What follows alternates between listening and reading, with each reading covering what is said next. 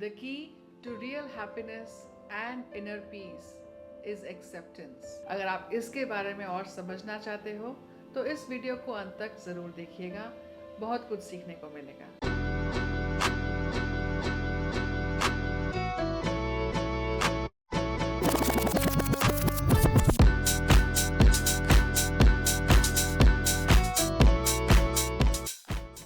हाय, मेरा नाम है डॉक्टर प्रिया कौल। मैं हूँ एक स्पिरिचुअल लाइफ कोच, एक होप क्रिएटर, एक हीलर, और आज बात करने आई हूँ एक ऐसे टॉपिक के ऊपर जो मुझे लगता है कि इस टाइम की सबसे इम्पोर्टेंट रिक्वायरमेंट है, and that is inner peace. तो मेरे एक्सपीरियंस से ऑलमोस्ट अगर हम बात करें 11-12 साल का जो मेरा एक्सपीरियंस है, अगर मैं उससे आपसे बात करूँ तो सारी की सारी प्रॉब्लम और सारी लाइफ की सिचुएशंस कहाँ पे जाके अटकती है, जहाँ पर हम चीज़ों को लेके रेजिस्ट करते हैं, हम एक्सेप्ट नहीं करते हैं अपने प्रेजेंट को। तो आज हम ऐसी बातें करेंगे जिससे आप ये समझना शुरू करेंगे कि कितना इम्पोर्टेंट है अपनी ज़िंदगी में प्रेजेंट रहना, हर मोमेंट पे प्रेजेंट रह के अपने बारे में सोचना, अपनी फैमिली के बारे में सोचना। Now the best way to be in the present is not thinking about future और द पास्ट। तो हम करें क्या, स्पेशली वो लोग जो ओवर थिंकिंग के लूप में फंस जाते हैं, ऐसा क्या करें जिससे उनको हेल्प मिल जाए? तो आज मैं आपको जर्नलिंग के बारे में बताऊंगी, कितना इम्पोर्टेंट है जर्नलिंग करना। तो वो लोग जो पहली बार इस वर्ड को समझ रहे हैं या सुन रहे हैं, वो तो इस वीडियो को बहुत ध्यान से देखिएगा। और जिन लोगों को थोड़ा बहुत पता है जर्नलिंग क्या होती है और हमें कैसे करना चाहिए नहीं पता, तो तब भी आपको बहुत कुछ सीखने को मिलेगा। तो आज मैं आपको 3 तरीके की जर्नलिंग करना सिखाऊंगी जो आपको हर बार प्रेजेंट मोमेंट में लेके आ जाएगा, जिससे आप अपनी जिंदगी को एक्सेप्टेंस मोड में लेके आ जाएंगे and you will find the inner peace. सबसे पहले जर्नलिंग हमें करनी होती है कब? जब हमारे दिमाग के अंदर बहुत सारा खाना बन रहा होता है, यानी कि हम ओवर थिंकिंग के लूप में होते हैं। अभी रिसेंटली की बात है, मेरी एक क्लाइंट है, उन्होंने मुझे फ़ोन करके पूछा कि उनकी ज़िंदगी में इतना कुछ चल रहा है, कभी कोई कुछ बोल रहा है, कभी बॉस कुछ बोल रहा है, कभी फैमिली कुछ बोल रही है, कभी नंद कुछ बोल रही है, कभी सास कुछ बोल रही है, वो करे तो करे क्या?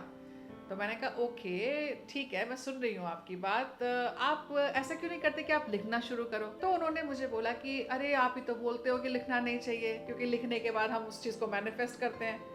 तब मुझे समझ में आया कि मेरे वो वाले क्लाइंट के जैसे और भी बहुत सारे लोग होंगे जो कंफ्यूज होते हैं कि अगर हम नेगेटिव चीज़ें लिखना शुरू करेंगे तो क्या हम उसे मैनिफेस्ट कर रहे हैं। आई एम श्योर आपने ये मूवी देखी होगी, जब वी मेट, देखी है ना? आपको याद है उसमें जब शाहिद कपूर बड़ा परेशान होता है तो करीना कपूर उसके पास जाके कहती है कि लिखो लिखो लड़की के बारे में, उसका नाम लिखो, उसकी पिक्चर को निकालो, उसके बारे में लिखो, and then you just burn that it, है ना? तो क्या था, वो क्या कर रही थी?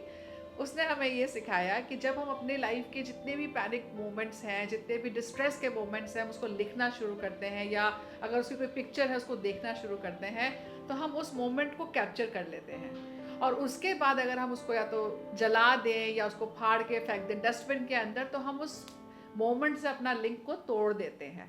सो एग्जैक्टली यही चीज़ आपने भी करनी है। तो जो भी मिजरेबिलिटी है लाइफ की, जो भी पैनिक मोमेंट्स चल रहे हैं आपकी लाइफ के, या जो भी मोमेंट्स जो मिजरीज लेके आ रही हैं, आप उसको लिखना शुरू करें। और लिखने के बाद आपने वेट नहीं करना, आपने इंस्टेंटली उस पेपर को फाड़ के फेंक देना है या फिर जला देना है। तो ये तो जर्नलिंग हुई जो आपको ओवर थिंकिंग के लूप से बाहर निकालेगी। Now the second type of journaling, जिसको कहते हैं ग्रैटिट्यूड जर्नलिंग करना। वो लोग स्पेशली जो कहते हैं कि उनकी लाइफ में कुछ भी अच्छा नहीं चल रहा है, वो कितना भी एफर्ट डाल दे बट उनको कहीं से भी ना खुशियां नहीं मिल रही हैं, उनकी लाइफ में प्रॉब्लम ही प्रॉब्लम चल रही है, तो उनके लिए ग्रैटिट्यूड जर्नल करना बहुत इंपॉर्टेंट हो जाता है। क्यों? कहते हैं कि जब आप शुक्राना की वाइब्रेशंस में आते हो, जब आप धन्यवाद की वाइब्रेशंस में आते हो, तो कुदरत आपको और देना शुरू करता है। तो ग्रैटिट्यूड किस चीज़ का करना है, किस चीज़ का थैंकफुल होना है? अरे ईश्वर आपको इतना कुछ हर समय दे रहा है, सांस लेने के लिए ताज़ी हवा आपको मिल रही है, आप अच्छे घर में रह रहे हैं, आपके पास पानी है, आपके पास सनलाइट है, आपके घर में खाना बनाने की सुविधाएं हैं, आपके पास पहनने के लिए अच्छे कपड़े हैं, आपके पास अच्छी फैमिली है, आपके बच्चे स्कूल जा रहे हैं, आपके पास कितना कुछ तो है धन्यवाद करने के लिए। हम क्यों वो बड़ी बड़ी चीज़ों का वेट करते हैं? छोटी छोटी खुशियों को ढूंढना शुरू करें और उसको लिखना शुरू करें, because the more you will be thankful, the more you will be to the gratitude zone, you will attract more blessing from the universe. ये तो ट्राइड एंड टेस्टेड चीज़ है, इसको ज़रूर करिएगा। तीसरी चीज़ जो बहुत इंपॉर्टेंट है, और ये जर्नल मेरे ख्याल से जब आप अपना प्रेजेंट लिखना शुरू कर देते हैं, ग्रैटिट्यूड करना शुरू कर देते हैं, तो थर्ड जर्नलिंग जो बहुत इंपॉर्टेंट है और जो एक्सेप्टेंस में आपको बहुत हेल्प करेगी, that would be future self journaling. क्या आपने इसके बारे में सुना था? मुझे कमेंट करके जरूर बताना। तो समझते हैं कि फ्यूचर सेल्फ जर्नलिंग क्या होता है। जैसे हम कहते हैं ना कि आप मैनिफेस्ट करना शुरू करो अपनी जिंदगी के बारे में, ऐसे ही आप लिखना भी शुरू कर सकते हैं। Down the line from 5 years from now आप अपने बारे में क्या सोचते हैं, आप अपने आप को कहाँ देखते हैं, आपके पास क्या चीज़ें होनी चाहिए, आपकी ज़िंदगी कैसी होनी चाहिए, आपका बैंक बैलेंस क्या होना चाहिए, आपके पास क्या क्या फैसिलिटीज़ होनी चाहिए, और किस तरीके से आप दुनिया में अपने आप को कंट्रीब्यूट करते हो, ये लिखना शुरू करें। Because this is how you will start manifesting your future with a very clear pictures and vision. और एक चीज़ जो एक मैं हर किसी को नहीं बता रही, सिर्फ आपको बता रही हूँ, जब आप फ्यूचर सेल्फ जर्नलिंग करेंगे ना, तो उसमें पिक्चर्स लगाने शुरू करें, because that will multiply your manifesting power. So I hope कि आपको इस वीडियो से आज बहुत कुछ सीखने को मिलेगा और अपनी ज़िंदगी में आप खुशहाली, सुकून, शांति और जिसको कहते हैं ना कि हर वो खुशी लेके आ सकते हैं जो आप चाहते हैं।